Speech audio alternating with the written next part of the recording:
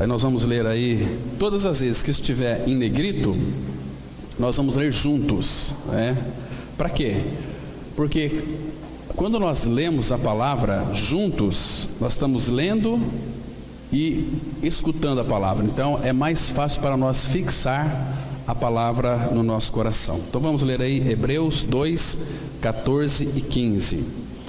Visto, pois, que os filhos têm participação comum de carne e sangue, destes também ele igualmente participou, para que, por sua morte, destruísse aquele que tem o poder da morte, a saber, o diabo, e livrasse todos que, pelo pavor da morte, estavam sujeitos à escravidão por toda a vida. Vamos ter mais uma palavra de oração, pedindo que o Espírito Santo nos oriente nessa reflexão. Pai, mais uma vez, pedimos que Tu abras os céus para nós, dê a cada um de nós, ó Pai, sabedoria e entendimento espiritual para compreendermos a Tua palavra. Pai, nós precisamos enxergar, além da letra, a Ti. Queremos ser tocados pelo Senhor. Nos dê a revelação dessa verdade. Assopra sobre a Tua palavra, a inspirando e trazendo entendimento para que possamos compreender. Nós entregamos esse tempo nas Tuas mãos, edifica-nos, restaura-nos, em nome de Teu Filho que nós oramos. Amém. Irmãos, esse assunto aqui, vida após a morte, para muitas pessoas é um pouco complexo. Muitos dos que vivem nessa terra, que ainda não faleceram, existe ainda uma certa dificuldade em compreender o que acontece após a minha morte. Para onde que eu vou? Então, este é o assunto que nós vamos analisar aqui juntos hoje, nesta manhã, e que o Espírito Santo de Deus não deixa nenhum de vocês com dúvidas, né, mas para que realmente seja esclarecido. Nós lemos esse primeiro texto aqui, fala da encarnação de Cristo, visto que os filhos têm participação comum de carne e sangue. Claro, todo filho de Deus renascido, nós nascemos neste mundo em carne com a natureza terrena, pecaminosa, fruto de uma desobediência de Adão. Quando Adão pecou, o pecado contaminou toda a raça humana. Por isso que cada dia que passa nosso corpo vai se corrompendo, vai se desestruturando. A palavra, ela diz uma coisa muito dura em Isaías 5 e 6, que fala assim, que o homem desde a planta do pé até o alto da cabeça, o homem em essência, ele é podre. Todo ser humano é podre. Ele nasce para morrer, não para viver. Essa vida com que nós ganhamos, essa vida, se nós não conhecermos o Senhor Jesus e termos uma experiência de regeneração com Ele, esta vida, ela se acaba na sepultura e a alma, ela vai, nós vamos ver aqui depois, para uma sala de espera chamado Seol, ou Hades, ou como todos conhecem, Inferno, e aí fica ali até o dia do juízo, onde Apocalipse vai dizer que a morte, o inferno, serão lançados no lago que arde com fogo e enxofre, que é a segunda morte. Mas graças ao Senhor, por aqueles que tiveram seus olhos abertos, não para ser crente, nem evangélico, nem católico. Religião leva as pessoas para o inferno. Deus não tem compromisso com o evangélico, com o crente, com católicos. Ele tem compromisso com a sua palavra. Tem compromisso com vidas. Nós não podemos pregar e levantar bandeiras de denominação. Eu sou da Palavra da Cruz, sou da Assembleia, sou católico. Isso aqui não significa nada. Você pode ser tudo isso. Às vezes as pessoas pertencem a um templo que se diz igreja, mas pertencem àquele templo, mas não fazem parte da vida da igreja, que é o corpo de Cristo. O que é o corpo de Cristo? São homens e mulheres que foram regenerados, que nasceram de novo, que tem Cristo habitando. Essas pessoas são chamados igreja. Igreja viva, um organismo vivo, uma família bendita do Senhor, na qual o Senhor abençoa, na qual o Senhor tem todo o seu prazer. Por quê? Porque somos habitados pelo Espírito do Senhor. A palavra fala assim que, vocês se lembram quando o Senhor Jesus, ele ressuscitou dentre os mortos, naquela figura linda do batismo dele, não que ele ressuscitou, aliás, quando ele foi batizado, quando ele foi levantado ali das águas, quando veio o Espírito Santo em forma de uma pomba e pousou sobre ele, aí ouviu-se aquela voz linda do Pai: este é o meu Filho amado, nele, no Filho, eu tenho todo o meu prazer. Então, irmãos, quando nós somos habitados pela vida de Cristo, e não existe outro caminho, não tem questão de aceitar Jesus. Ele nos aceitou lá na cruz, no seu corpo. O Pai nos aceitou por aquilo que Cristo fez. Então, uma vez que nós somos crucificados com Cristo, nós morremos com Cristo. Cristo é a nossa vida. Então, sendo Cristo nossa vida, vivo não mais eu, mas Cristo vive em mim. Cristo sendo a minha vida, o Pai tem em nós todo o seu prazer por causa do Filho, porque a nossa vida agora é uma vida mesclada com o Filho. Nós somos dele por causa da morte que Cristo realizou lá na cruz do Calvário, trocando a nossa natureza adâmica. A nossa natureza, irmãos, nós somos tão impostores, às vezes conosco mesmos. Nós gostamos de ser iludidos, ser enganados. A pessoa tem prazer em viver no engano. Por isso que existe essa questão de manipulação de massa.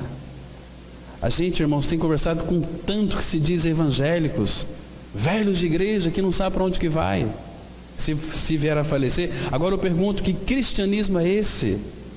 O que tem aprendido por aí, né? Mas graças ao Senhor, Ele nos dá o privilégio para nós conhecermos a verdade da palavra, não apenas ter um conhecimento bíblico, porque se nós tão somente tivermos um conhecimento bíblico, sem a realidade desse conhecimento também não vale absolutamente nada. Nós temos que crer que Cristo habita em nós, porque a Bíblia diz, né? Cristianismo verdadeiro é o cristianismo que confessa a verdade da palavra, e a verdade é uma só, é Cristo e este crucificado, né? Paulo, quando foi pregar lá nos Coríntios, ele disse o seguinte para eles: eu nada me propus saber entre vós, senão mas Jesus Cristo e este crucificado. Não existe outra mensagem, não existe outra obra para nós realizarmos. Nós temos uma tendência, uma vez que conhecemos uma religião, queremos fazer coisas, fazer uma série de obras. Às vezes nós fazemos coisas que Deus não pediu para nós fazermos.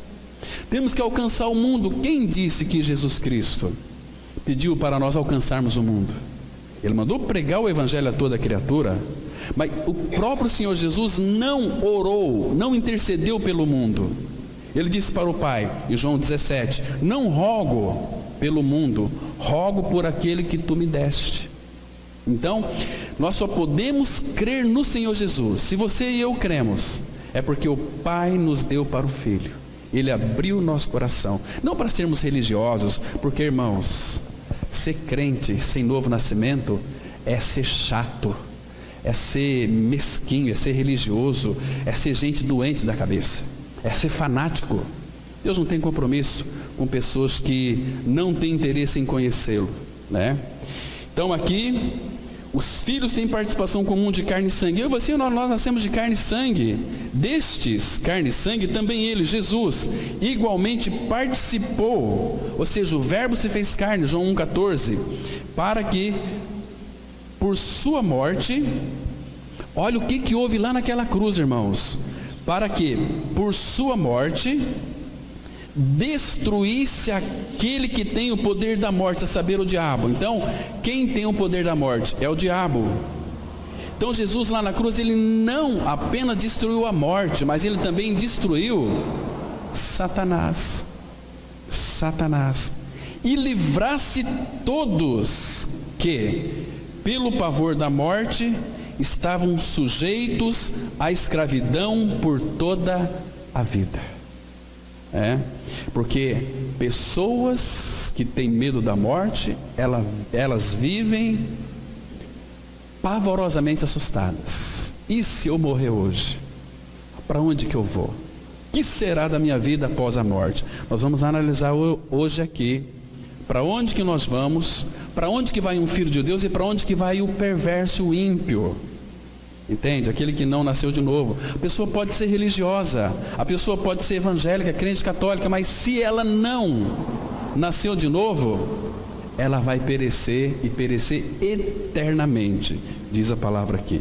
Então, irmãos, nunca percamos isto de vista. Cristo passou pela morte e Ele conquistou a grande vitória sobre ela para os filhos de Deus, que é eu e você que cremos. Então, Ele venceu a morte, entende?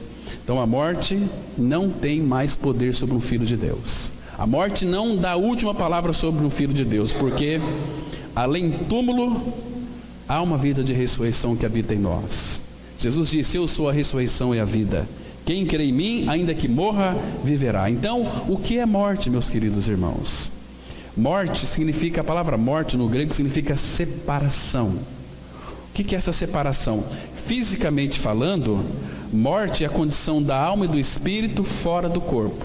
Se alguém vem a falecer, está aqui o corpo da pessoa presente, mas a alma e o espírito não está aqui presente. Ou se ela é um filho de Deus, ela vai para o paraíso, que a gente vai ver depois o que significa esse paraíso. E se ela não nascer de novo, ela vai para uma salinha de espera chamada inferno, até o dia do juízo. Isso é muito sério. Ah, mas eu não creio. Um dia que você estiver lá, você vai ter que crer, porque você vai estar enfrentando esta realidade ali nua e crua. Então, irmãos, o justo, quem que é o justo? A Bíblia diz que Eclesiastes 3:20, que não há nenhum homem justo sobre a terra que faça o bem e nunca peque. Mas como que o justo vai para a glória?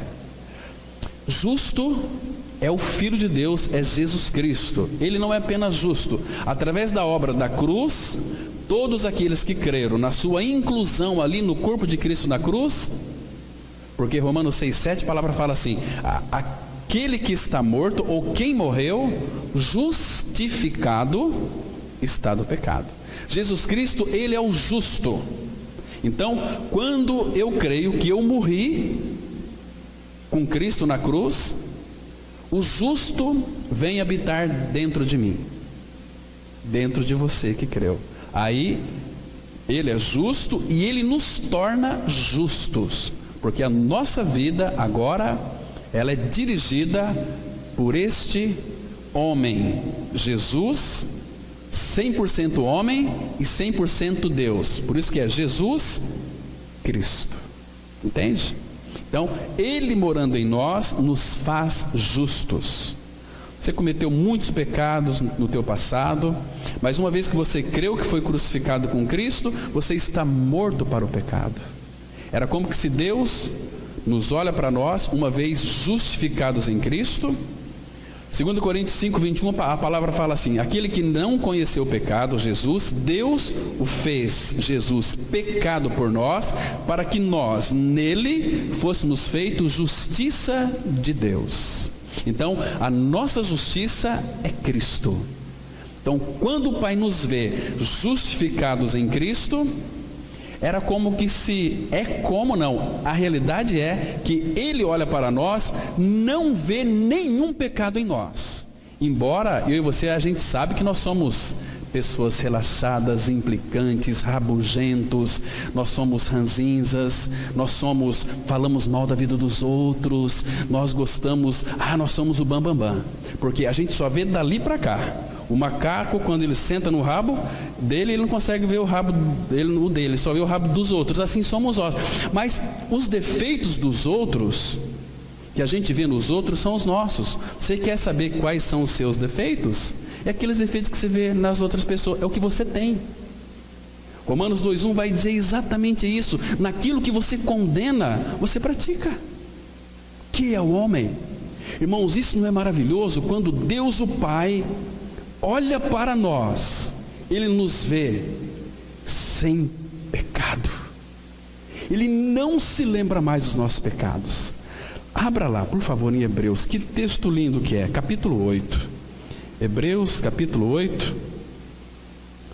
Vamos ler aqui, irmãos, um versículo que vocês já conhecem, mas é bom nós estar dando uma passeada por esses versículos tão preciosos, tão maravilhosos.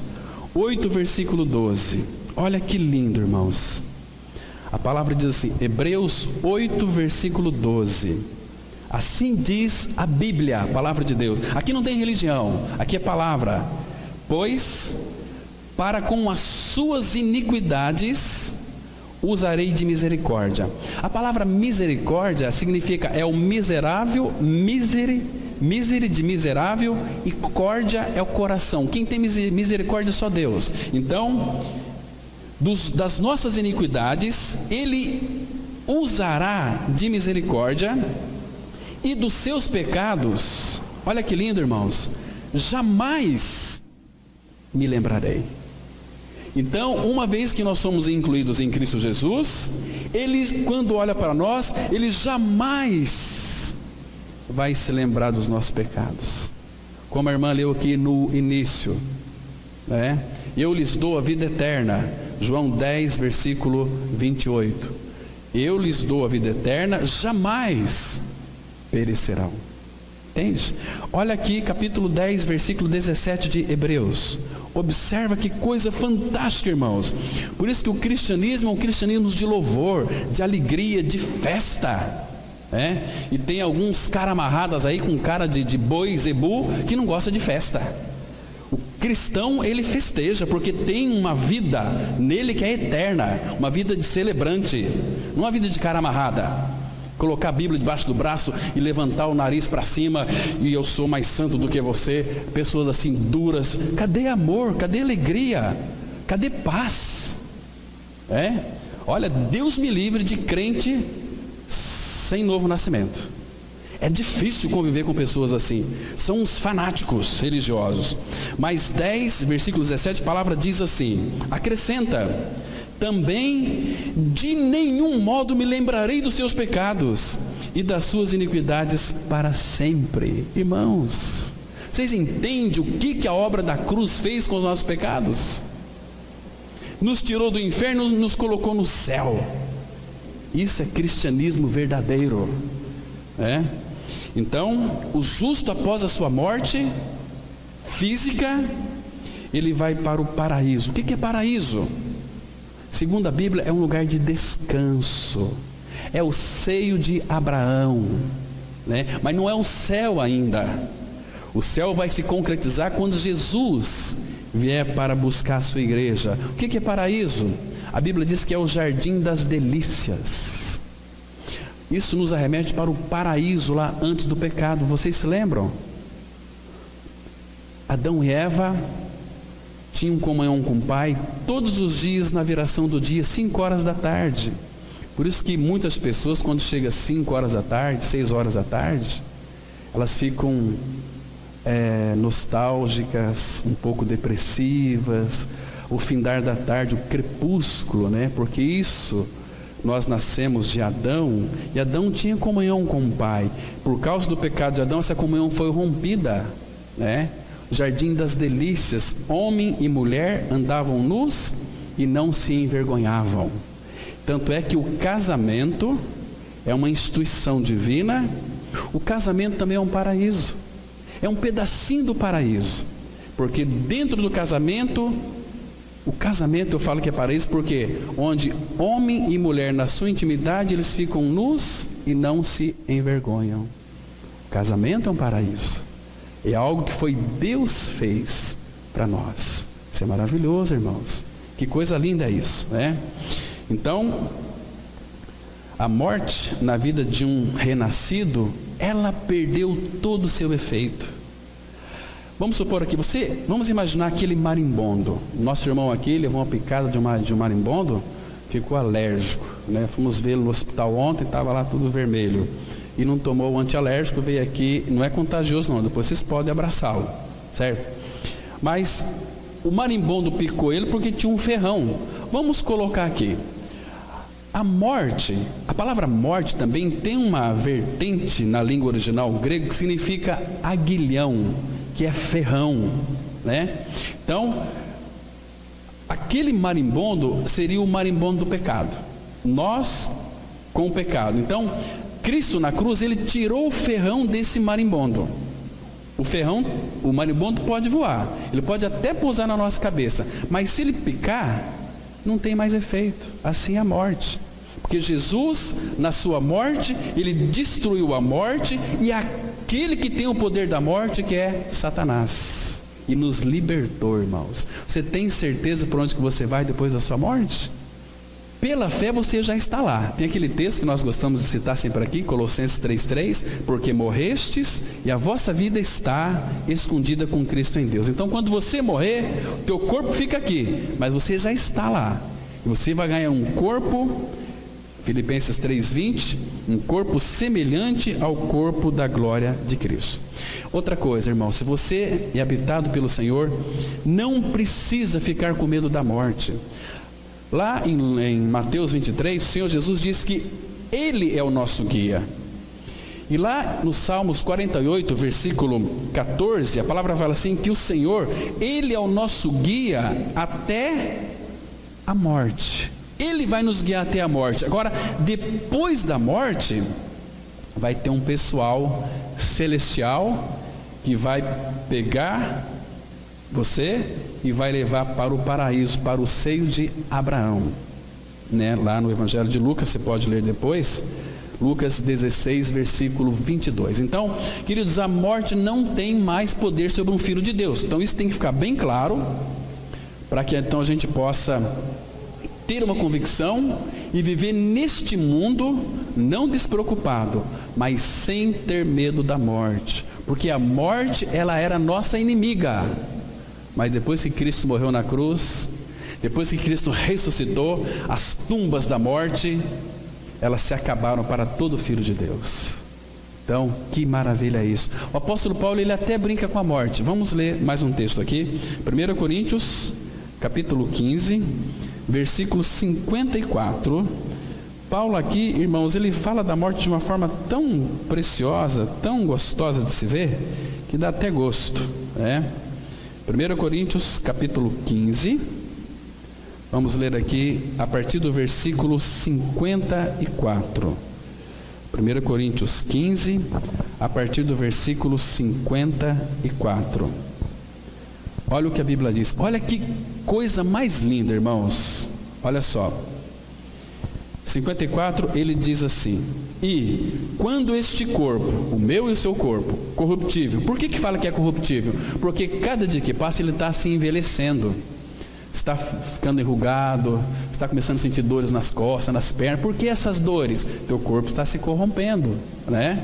Você está indo para a sepultura, está entendendo? Então, quando este corpo corruptível se revestir, esse corpo vai ser revestido de glória, revestido de incorruptibilidade. E o que é mortal, esse corpo aqui é mortal, mas ele vai ser revestido de imortalidade. Vamos receber um corpo de glória. Então se cumprirá a palavra que está escrita: tragada. Essa palavra tragada significa vencida. Irmãos, ele venceu a morte. Tragada foi a morte pela vitória. E Paulo faz uma pergunta: onde está, ó morte, a tua vitória? Onde está, ó morte, o teu ferrão, o teu aguilhão? Veja aqui, o aguilhão ou o ferrão da morte é o pecado, e a força do pecado é a lei. Olha o 57. Graças a Deus que nos dá a vitória por intermédio de nosso Senhor Jesus Cristo. Então, irmãos, é a vitória sobre a morte. Todo filho de Deus já venceu a morte, porque Cristo venceu e nos deu a vitória. Ele veio habitar dentro de nós, Ele é o vitorioso. Irmãos, isso é maravilhoso. Então, amados, vamos aqui caminhar um pouquinho, aí na parte interna do boletim, vamos ler algumas coisas interessantes aqui. A Bíblia diz que o diabo tinha, não tem mais. Ele tinha o poder da morte, não tem mais. Cristo venceu o diabo e libertou todos aqueles que, por medo da morte, estavam por toda a vida sujeitos à escravidão. Mesmo que Satanás e seu exército de demônios tenham o seu poder maligno, diante de Jesus Cristo e da sua igreja, esse poder é nada, deixa de existir. Irmãos, temos que nos apropriar dessas realidades, porque isso aqui é nosso. Quantos nesse mundo têm medo de morrer? Têm medo da morte porque não sabem o que lhes aguarda no além-vida. Outros têm medo da morte porque são materialistas e pensam que a existência se extingue com o fim da vida. Jesus, no entanto, livra o homem do medo da morte, dá ao homem uma esperança que não morre. No mundo há um adágio que diz: a esperança é a última que morre. Para o mundo, sim. Para o mundo, irmãos, a esperança é a última que morre. Vamos ler aqui Jó, capítulo 8, versículo 13, que diz assim: são assim as veredas de todos quantos se esquecem de Deus, e a esperança do ímpio perecerá. Então, o ímpio, a esperança dele é uma esperança que se acaba num túmulo, numa sepultura, né? Provérbios 11:7 vai dizer exatamente isso, que a esperança do perverso, do ímpio, daquele que não crê no Senhor, ela vai morrer, porque para ele sim, esse adágio é verdadeiro, a esperança é a última que morre, né?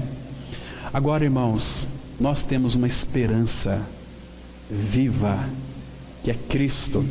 Colossenses 1:27, a palavra fala assim: Cristo em vós, a esperança da glória, porque Cristo, Ele é a nossa esperança, Ele é a nossa vitória, Ele venceu a morte, venceu o diabo. E a Bíblia diz no Salmo 9:17 que os ímpios ou os perversos serão lançados no inferno. Não apenas ímpios e perversos, mas todas as nações que se esquecem de Deus. Inferno não é ainda a etapa final do perverso. Ele vai ficar no inferno até o dia do julgamento. Aí eles vão ser tirados do inferno, vai confessar Jesus Cristo que é Senhor e serão lançados no lago que arde com fogo e enxofre, que é a segunda morte. Aí para eles acabou, né? Vamos avançar um pouquinho mais aqui, amados. Há uma maravilhosa palavra nas Escrituras que ultrapassa os limites humanos e efêmeros, que diz: o justo até na sua morte tem esperança. É o texto que depois vocês podem conferir, Provérbios 14:32. Que o justo até na sua morte tem esperança. Irmãos, o justo é aquele que é habitado pelo justo, Cristo.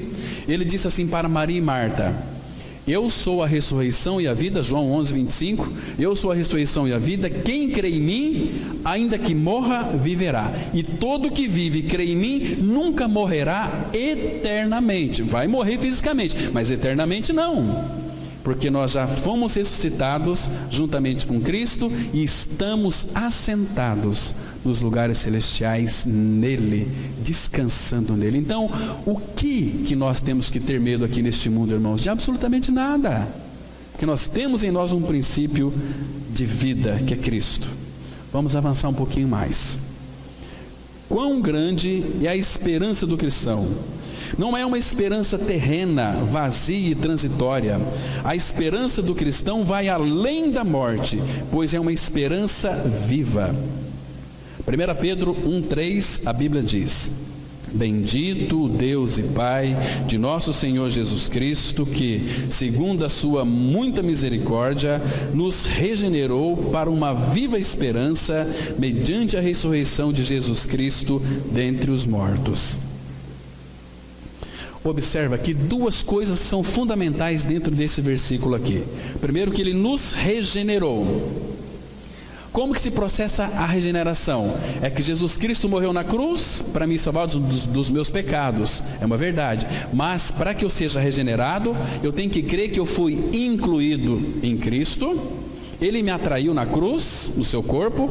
Eu fui crucificado com Cristo, morto, sepultado, e juntamente com Cristo eu fui ressuscitado. Estou num lugar de descanso, assentado nos lugares celestiais. É pela fé. Então é regeneração. E a regeneração, ela foi feita para uma viva esperança. Paulo, ele fala assim: se nós, cristãos, esperarmos tão somente nesta vida, nós somos os mais infelizes de todos os homens. Há uma vida além da morte. Essa vida aqui é passageira, passa rapidamente. Tem gente aqui que já tem 60 anos, tem gente aqui que tem 50 anos, conheço pessoas que têm 50 anos, era um menininho ontem, já está aí com 50 anos, passa, você nem viu passar. Agora a eternidade, misericórdia, misericórdia, lá é para todo sempre, séculos por séculos e séculos. Então, fomos regenerados para uma viva esperança, mediante a ressurreição de Jesus Cristo dentre os mortos. Então, irmãos, a ressurreição é a certeza e a convicção da nossa esperança. Abra bem rapidinho sua Bíblia em 1 Coríntios capítulo 15, versículo 20. Aqui temos uma declaração muito interessante. 1 Coríntios 15, versículo 20. O apóstolo Paulo, ele traz aqui uma palavra tão maravilhosa para o nosso coração, irmãos, que diz assim, versículo 20. 1 Coríntios 15, o versículo 20. Diz assim a palavra. Eu vou ler o 19 também, que é o versículo que eu citei, mas é bom nós conferirmos.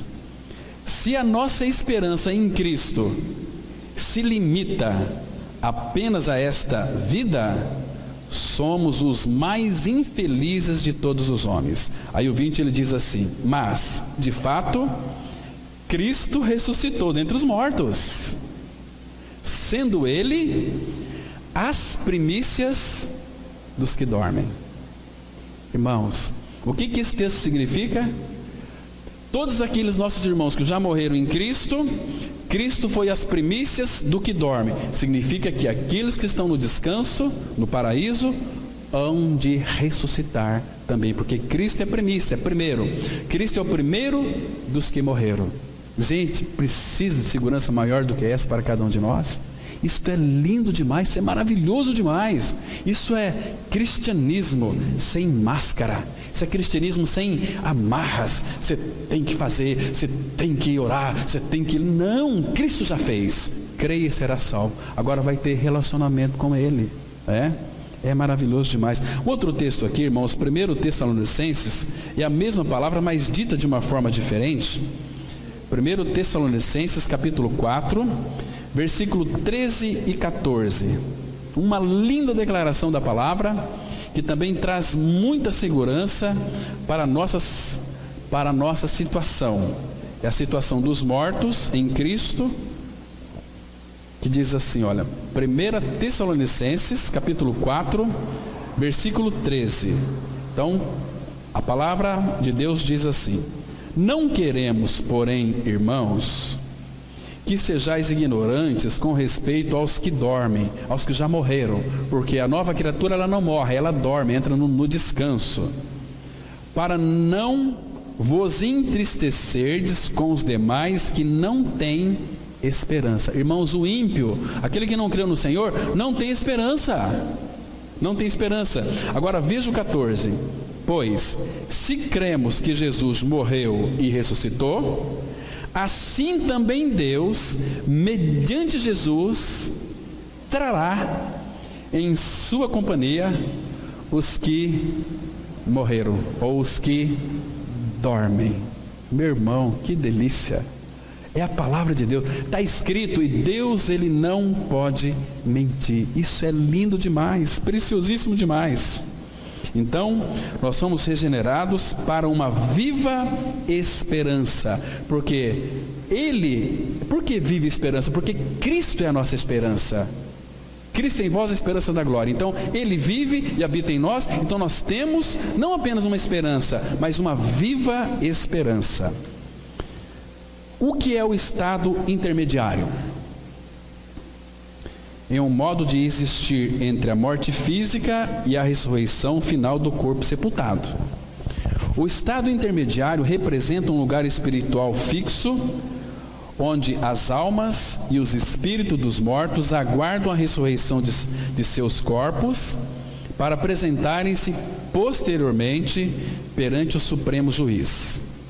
As Escrituras afirmam que todos nós compareceremos a esse tribunal. Olha aqui, eu não sei se você creu, se você não creu. Se você não creu, é problema teu. Se você creu também, aleluia, glória a Deus. Mas seja você um filho de Deus ou um ímpio, todos nós estaremos diante de um tribunal. Só que tem um tribunal para os filhos de Deus que é para receber os galardões, as recompensas. Mas Paulo ele diz aqui, Romanos 14, versículo 10. Vamos ler juntos. Tu, porém, por que julgas teu irmão? E tu, por que desprezas o teu? Pois todos compareceremos perante o tribunal de Deus. Você crê que a Bíblia é a palavra de Deus? A Bíblia está dizendo, pois todos compareceremos perante o tribunal de Deus. Irmãos, não tem nenhum problema você se divertir, não tem nenhum problema você se alegrar. Hoje, os jovens, eles andam pelos caminhos que satisfazem o seu coração, né? Coisas muito legítimas, mas de tudo aquilo que não apenas jovens, mas nós fizermos, nós teremos que prestar contas ao nosso Pai Celestial. Tem um texto muito interessante, queria ler com vocês, em Eclesiastes capítulo 11, versículo 9. Eclesiastes capítulo 11, versículo 9. Olha como é que vai ser esse tribunal aqui, irmãos. Presta atenção. Vamos ler só apenas o versículo 9, que diz assim, Eclesiastes 11, verso 9. A palavra fala assim: alegra-te, jovem, na tua juventude, e recreie-se o teu coração nos dias da tua mocidade. Anda pelos caminhos que satisfazem o teu coração e agradam aos teus olhos. Agora, ele traz para nós uma exortação, diz assim: sabe, porém, que de todas estas coisas Deus te pedirá contas. Entende? Ele vai pedir contas. E esse dia aqui vai ser diante do tribunal. Aqui mesmo no capítulo 12, olha o versículo 14. Eclesiastes 12, versículo 14. A Bíblia diz assim, olha: porque Deus há de trazer a juízo todas as obras, ou seja, tudo que eu e você nós fizemos, todas as obras, até as que estão escondidas, quer sejam boas, quer sejam más. Nesse dia, talvez, eu não conheço o coração de ninguém, eu não sei se tem gente aqui que cometem coisas terríveis, estão cometendo, vai cometer, mas olha, o que tem de crente safado, sem vergonha, crente que adúlteros, Deus vai trazer tudo à tona e vai ter que dar conta. Irmãos, misericórdia. Não estou dizendo que ele perdoa a prostituta e perdoa a prostituta, é a especialidade dele, perdoa adúlteros, mas uma vez que fomos regenerados, irmãos, se viver na prática desse pecado, aí vai ter com o Pai, né? Às vezes a correção já começa aqui. Ele pode ceifar a vida dessa pessoa antes do tempo, ceifar, levar ela à morte, para não ficar envergonhando o nome do Senhor. Se for filho de Deus, não vai perder a salvação, mas vai sofrer muito, né? Porque Deus vai tratar de uma forma tão especial. Agora, se não nasceu de novo, a palavra fala em Números 32, versículo 23, que um dia o teu pecado vai te achar, e vai te achar naquele dia, porque o salário do pecado é a morte, e a pessoa que não confiou na justiça de Deus em Cristo Jesus, ele vai ter que dar conta dos seus atos. E daí? Qual que é o destino? Imagina ouvir dos lábios do próprio Senhor aquela voz: apartai-vos de mim, todos vós que praticais a iniquidade, para o fogo eterno, preparado para o diabo e os seus anjos. Deus nunca deseja, nunca manda ninguém para o inferno. O homem vai para o inferno com suas próprias pernas. Por quê? Porque deixou de crer naquilo que Cristo fez na cruz por amor a Ele. Deus não manda ninguém para o inferno. O homem vai para o inferno. Tem muitos no inferno hoje, sofrendo, esperando julgamento. E eles estão reconhecendo hoje que não foi Deus quem os enviou para o inferno, foi a sua incredulidade. Nós cremos em governos, cremos em pessoas, mas a dificuldade nossa é em crer na palavra de Deus. Isso é triste, irmãos, triste demais. Vamos avançar um pouquinho mais. Uma pessoa que morre sem a vida de Cristo, sua alma irá imediatamente para o Hades ou Seol. Essa palavra aqui, Hades ou Seol, é a mesma raiz que na nossa língua portuguesa traduz como inferno. Inferno não é o destino final dos perversos, não. Inferno é a sala de espera. Muita coisa pior tem para vir, para frente, que é o mesmo que inferno. Você sabe o que é uma alma? Alma é uma pessoa que tem sentimentos, vontade e inteligência. Então, quando uma pessoa está no inferno, ela terá plena consciência de que está no inferno. E o inferno representa a ira de Deus sobre a impiedade e o pecado. É por isso que o inferno foi preparado para o diabo e seus anjos. Deus não preparou o inferno para o homem, mas o homem quer ir para o inferno. O que Deus pode fazer? Deus não arromba a nossa vontade, Deus respeita a nossa vontade.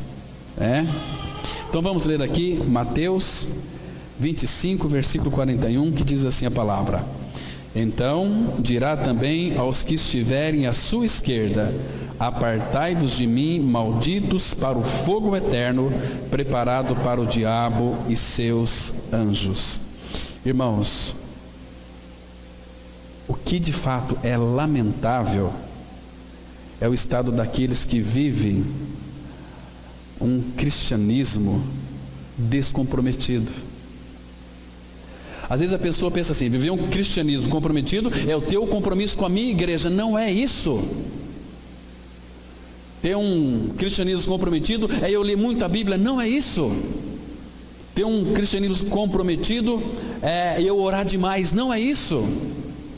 Um compromisso comprometido é você viver uma vida de união com Cristo. Aí as outras coisas vai funcionar bem. Se eu estou em Cristo, eu estou ligado ao corpo de Cristo, que é a vida da igreja. Então, uma ovelha, ela come o quê? Capim. Eu não posso aqui falar: os irmãos têm que orar mais. Não. A ovelha, ela come capim naturalmente. O Filho de Deus, a oração na vida dele é algo voluntário, é algo espontâneo. Aqui não temos que ficar gritando: vocês têm que orar, vocês têm que ler a Bíblia. Não, a nova criatura, a ovelha, ela vai comer capim naturalmente. Ela está com fome, ela vai comer capim. O Filho de Deus, quando está com fome, vai se alimentar da palavra. Aí tem esses pastores que a Bíblia fala que eles são uns cães. Dizem que você está passando por isso porque você não ora, passa por isso porque você não lê a Bíblia. Meus irmãos, não tem nada disso. Às vezes a pessoa passa por isso porque não é filho de Deus em Cristo. Está frequentando uma igreja, seja lá evangélica, católica, seja o que for, não significa que você é um filho de Deus. Filho de Deus só é filho de Deus aquele que morreu e ressuscitou com Cristo. Fora disso, é evangélico, é católico, é crente, é qualquer tipo de religião. E aí tem esses crentes que ficam até criticando esses centros de macumba. Centro de macumba é uma igreja com uma doutrina errada. Tem reunião, lá eles falam de Deus também. Lá eles falam de Jesus também. O Carlinhos aqui foi macumbeiro durante muito tempo. Sabe como é que funciona? Estudamos muitas questões de seitas e heresias. E se tem macumbaria aqui, a responsabilidade é nossa. Porque nós temos que ir pregar, ensinar eles a palavra. Mas nós somos muito acomodados. Nós somos irmãos, misericórdia, desculpe a palavra. Nós somos muito tímidos. Se é para falar de política, nós vamos falar. Se é para falar de futebol, nós vamos falar. se pelo menos falasse do Flamengo, mas fica falando de coisas que... Conheci hoje um grupo de pessoas que lá de Guaíra, que ninguém é flamenguista, mas que perda para essa família, né? Terrível, mas ninguém é perfeito. A gente entende, fica tranquilo. Jesus está dizendo aqui: apartai-vos de mim, malditos, para o fogo eterno, preparado para o diabo e seus anjos. Queridos, quando nós não temos compromisso com o Senhor, não adianta simplesmente conhecer o Evangelho. Eu conheço o Evangelho, Jesus Cristo foi levantado na terra, me atraiu, eu fui crucificado, eu morri e ressuscitei. Agora, se a sua vida não corresponde a isso, você vai perecer. Conhecimento não salva ninguém, é realidade. E esse texto que eu vou mostrar para vocês vai dizer exatamente isso. Abra sua Bíblia, por favor, ali, 2 Tessalonicenses, capítulo 1, versículo 8 e 9. Segunda epístola de Paulo aos Tessalonicenses 1, 8 e 9. É aqueles que conhecem a verdade, mas não tem nenhuma realidade da verdade, vai perecer. Então, irmãos, está na hora de nós levarmos o cristianismo mais a sério. Olha só o que diz aqui, 2 Tessalonicenses 1, 8 e 9. A palavra diz assim, olha: em chama de fogo, tomando vingança contra os que não conhecem a Deus, aqui são os perversos, os pecadores, e contra os que não obedecem ao Evangelho de nosso Senhor Jesus. Então, vai ser para os perversos que não conhecem a Deus e aqueles que conhecem e não correspondem e não obedecem ao Evangelho. Qual será o fim deles? A Bíblia diz assim: estes que não conhecem a Deus e que não obedecem ao Evangelho, porque eles conhecem o Evangelho, mas não obedecem, estes sofrerão, futuro, penalidade de eterna destruição, banidos da face do Senhor e da glória do seu poder, quando vier para ser glorificado nos seus santos e ser admirado em todos os que creram. Está vendo aqui? Eu conheço a verdade do Evangelho. Conhecer não leva ninguém para a glória. Você tem que viver uma vida prática daquilo que você professa. Estão me compreendendo, irmãos? Deu para vocês compreenderem que a obra da cruz não foi uma brincadeira. Jesus morreu porque ama eu e você. Ele quer que nós então correspondamos a este amor, né? Senão naquele dia você vai ouvir aquela voz: apartai-vos de mim, vós que praticais a iniquidade, os anjos. Então tem um outro texto que é semelhante a esse aqui. Vamos dar uma olhada nele, Romanos capítulo 2. Vale a pena a gente dar uma olhada nesses versículos que são tão preciosos. Romanos capítulo 2, a partir do versículo 5. Olha aqui com bastante cuidado, irmãos, esses versículos, e meditem nele depois. Peça ao Senhor mais luz, se você vai ficar impressionado. Romanos 2, de 5 a 8, a palavra diz assim: mas, segundo a tua dureza e coração impenitente, acumulas contra ti mesmo ira, para o dia da ira e da revelação do justo juízo de Deus, que retribuirá a cada um segundo o seu procedimento. Olha o versículo 7.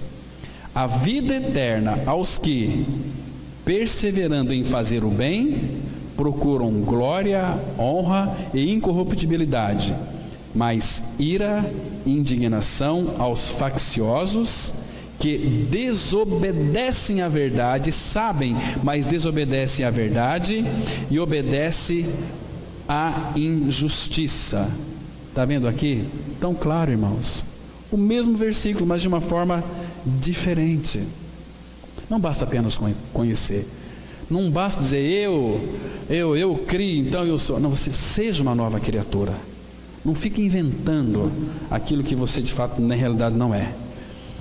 Vamos avançar um pouquinho. Então, o inferno é o lugar do maior sofrimento inimaginável, ou seja, que o ser humano não tem a capacidade de medir.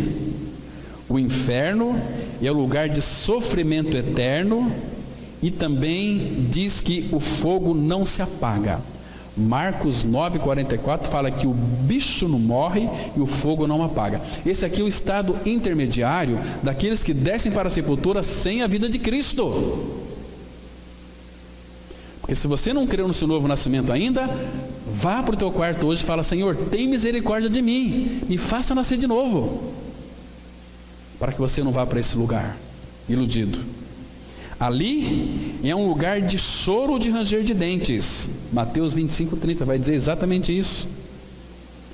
Choro e ranger de dentes. E a pessoa que está no inferno hoje, ela tem domínio de existência, tanto quanto eu e você temos aqui hoje.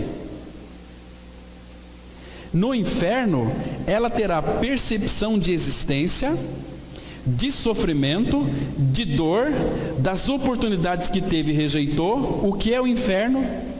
É um lugar de densas trevas, de negridão das trevas. Vamos ler aí, 2 Pedro, capítulo 2, versículo 17, que diz assim: esses tais são como fontes sem água, como névoas impelidas por temporal.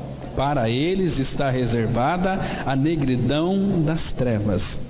Irmãos, sabe o que significa a palavra negridão das trevas no grego? É densas trevas. Densas trevas você consegue apalpá-las com a mão, consegue enxergar absolutamente nada, é muito escuro, negridão das trevas. Tem um exemplo, irmãos, se eu não me falha a memória, lá na praga das trevas, vocês se lembram? Vamos abrir lá em Êxodo capítulo 10, o segundo livro da Bíblia. Êxodo, capítulo 10. Deixa eu mostrar para vocês terem uma ideia do que significa essa negridão das trevas, ou densas trevas, que é a mesma coisa.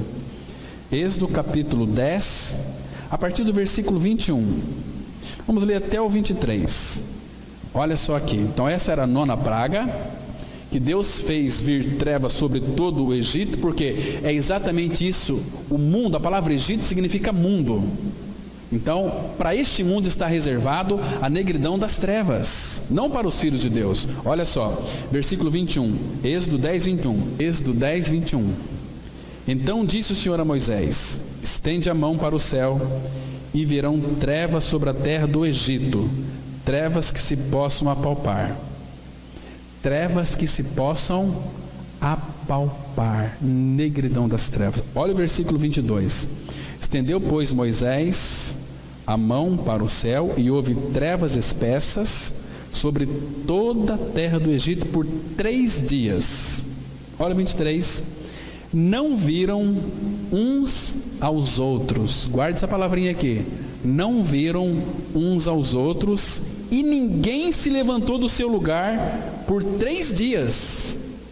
Não comeram, não beberam, ninguém se levantou do seu lugar por 3 dias.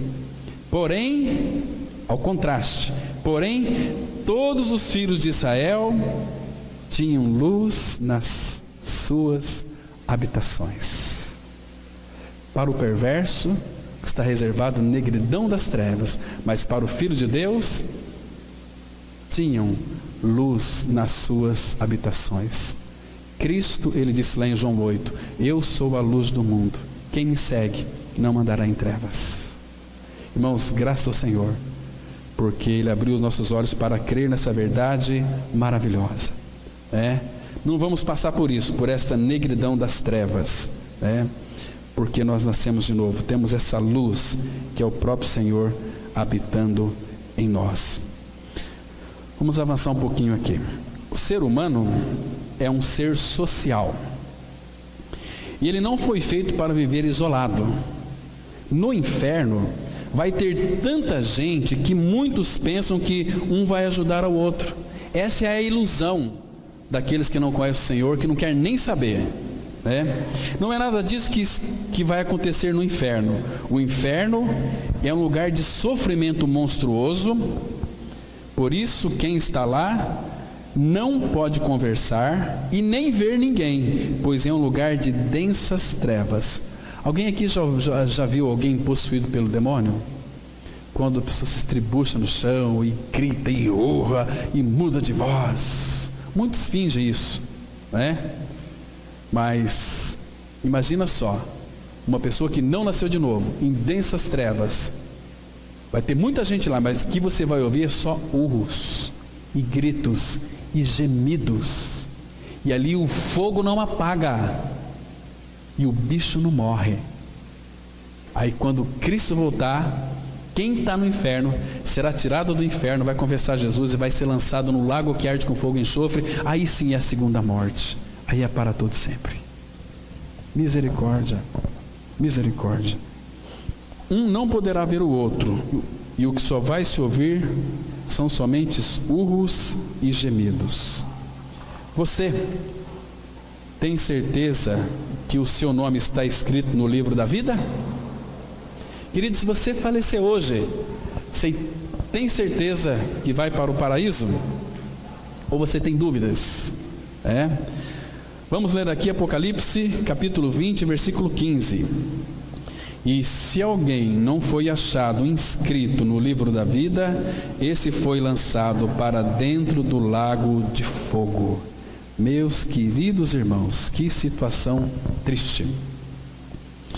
Há uma profecia no livro do profeta Isaías para os ímpios, que ela vai se consumar quando de fato eles descerem para a sepultura. Aqueles que de fato os seus nomes não estão inscritos no livro da vida.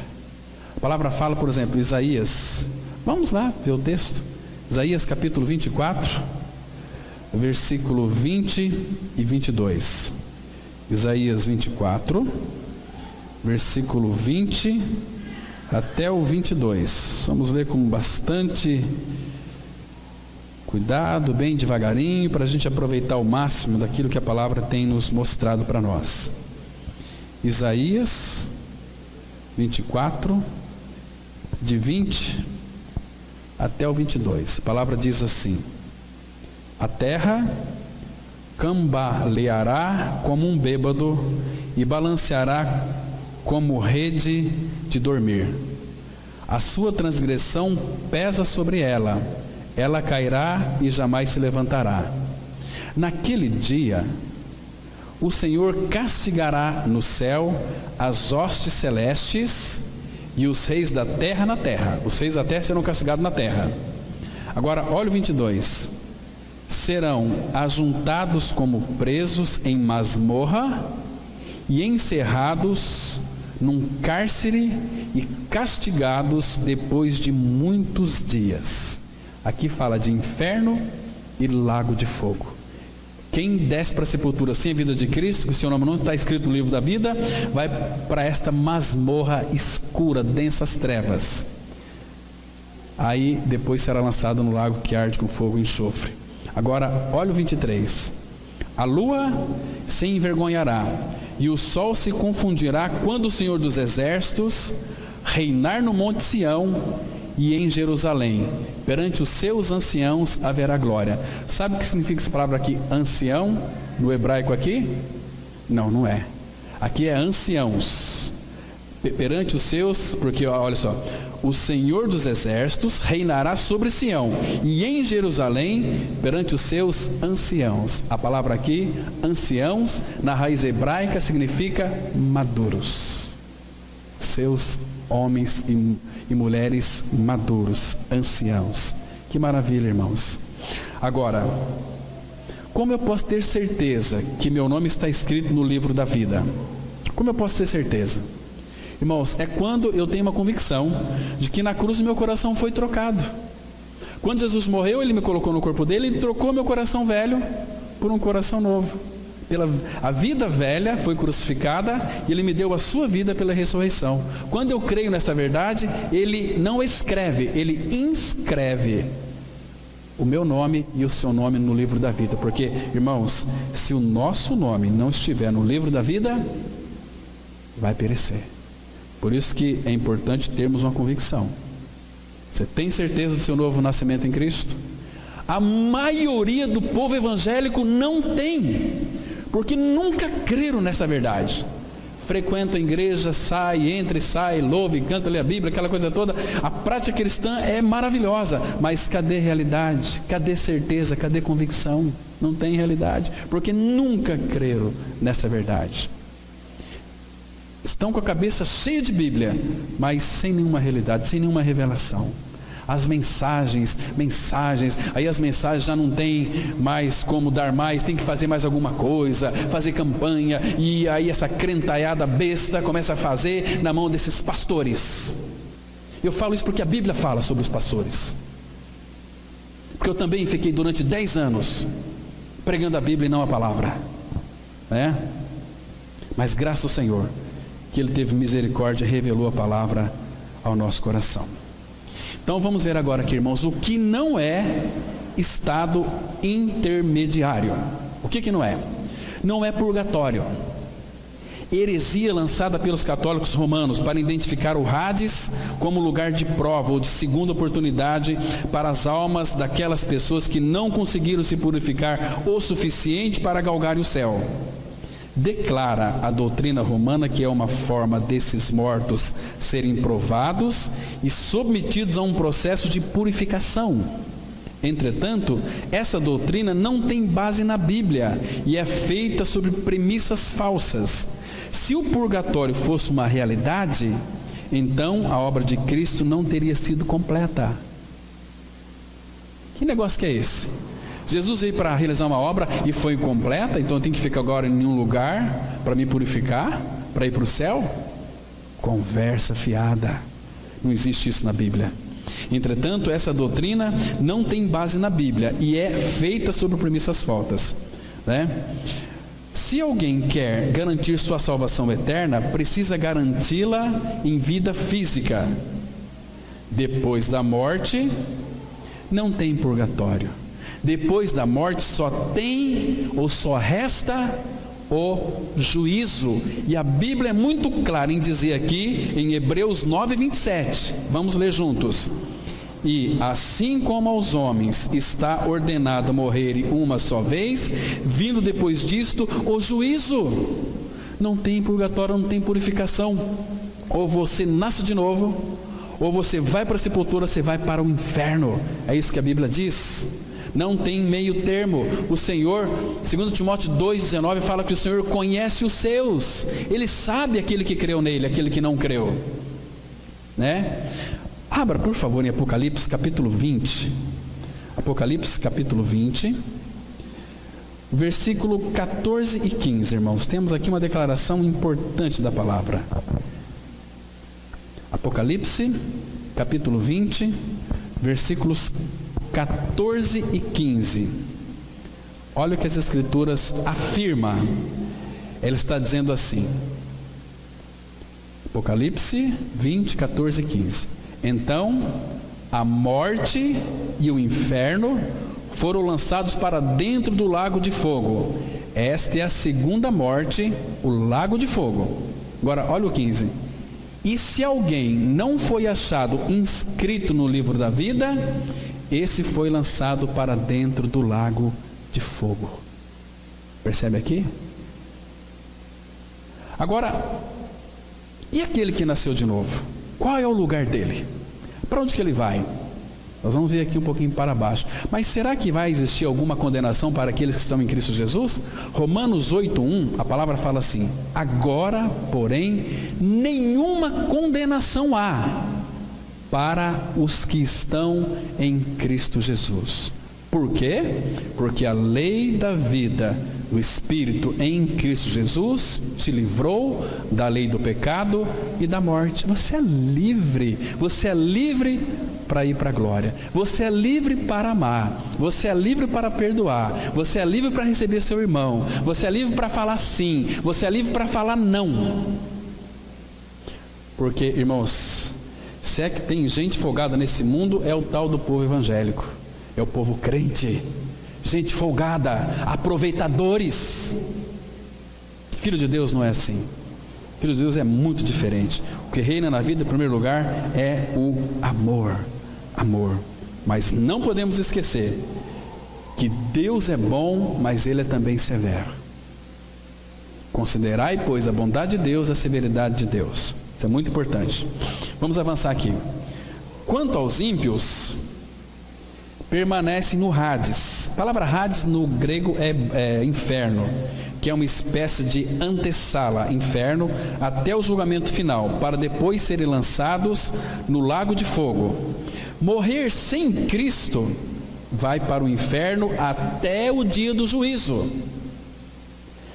Até que não venha o juízo, essa pessoa ficará em tormentos. Vamos ler aqui Lucas 16, 23, que diz assim: no inferno, estando em tormentos, levantou os olhos e viu ao longe Abraão e Lázaro no seu seio. Lázaro estava aqui no paraíso, no seio de Abraão, que é o paraíso, mas esse rico aqui estava no inferno em tormentos. E a palavra fala, irmãos, que eu falei aqui, eu coloquei aqui que é uma sala de espera, mas é isso mesmo. Quer ver? Deixa eu mostrar essa sala de espera para vocês. Abra lá sua Bíblia em 2 Pedro, capítulo 2, versículo 4. 1 Pedro 2, verso 4, que vai mostrar que a sala de espera, que é o Hades, que é o inferno. Diz assim as Escrituras. Pedro aqui está falando dos falsos profetas, dizendo que muitos seguirão as suas práticas libertinas e movidos por avareza farão negócio de vós. Mas chega no 4, ele diz assim, 2 Pedro 2,4: ora, se Deus não poupou anjos quando pecaram, antes, precipitando-os no inferno, os entregou a abismos de trevas, reservando-os para juízo. Está vendo? O inferno é uma sala de espera até o dia do juízo. Entende? Para aqueles que não nasceram de novo. Aí vai ser julgados. Mas a pessoa que está no inferno, ela sabe que ela vai depois para o lago que arde com fogo e enxofre, que não tem mais escapatória. Irmãos, Cristo fez o tudo por mim e por você numa cruz. Ele morreu a minha e a sua morte. Ele libertou você de você. Porque o nosso problema não é os outros, é nós mesmos. Pessoa que interessante, nós sermos livres de nós mesmos, porque nós somos chatos. Nós somos os donos da verdade. Nós somos os que sabem tudo. Nós somos os melhores. Não, nós somos especiais para o Senhor, por causa daquilo que Cristo fez. Agora, quando nós somos libertados de nós mesmos, morremos, ressuscitamos. Cristo é a nossa vida. Ei, irmãos, isso é cristianismo verdadeiro, autêntico, sem nenhum engano. Vamos terminar aqui. E quanto a nós, os que cremos no Senhor? Paulo diz-nos claramente que não há condenação para os que estão em Cristo Jesus. Todas as penalidades dos nossos pecados já foram pagas na cruz em Cristo. A posição das igrejas de Cristo é de que as almas dos renascidos irão ao paraíso imediatamente após a morte. Esse conceito encontra ampla justificação nas Escrituras e é bom tomar nota disto, visto que durante o último século, alguns teólogos reformados calvinistas assumiram a posição de que os regenerados, ao morrerem, entram num lugar intermediário e ali permanece até o dia da ressurreição. Isso não é verdade. Isso é ideia de gente que estuda teologia, teólogos. Não é isso que a Bíblia diz. Todavia, a Bíblia ensina que a alma do Filho de Deus, quando separada do corpo, entra na presença de Cristo. Como foi o Lázaro, foi para o seio de Abraão, que é o paraíso. Paulo diz assim, 2 Coríntios 5, versículo 8: entretanto, estamos em plena confiança, preferindo deixar o corpo e habitar com o Senhor. Preste atenção aqui, olha, deixar o corpo e habitar com o Senhor, porque o Senhor é a nossa habitação. Hoje Ele habita em nós, mas nós habitamos nele. Então estamos em plena confiança, e eu creio sem sombra de dúvida, que eu prefiro deixar o corpo e habitar com o Senhor, viver uma vida no paraíso, até o dia do juízo, onde nós iremos viver para sempre com o Senhor em eterna glória. Amém. Vamos ter mais uma palavra de oração. Pai, mais uma vez, muito obrigado pela Tua palavra, que nós podemos estudá-la nessa manhã. Pai, nós sabemos que a palavra que sai da Tua boca não voltará para Ti vazia, mas ela fará aquilo que lhe apraz, e ela prosperará para a qual foi designada. Nós entregamos, ó Pai, a Tua palavra nas Tuas mãos, como nós já ouvimos, imprime ela em nossos corações, Pai. Dissipa todas as nossas dúvidas. Nos ensina, Pai, a buscar esclarecimento aos Teus pés, para que a gente possa ser ensinado pelo Senhor. O Senhor jamais permitirá que nenhum de nós venhamos a ficar na dúvida. Por isso, Pai, se revela cada vez mais. É no nome de Teu amado Filho Jesus que nós oramos. Amém.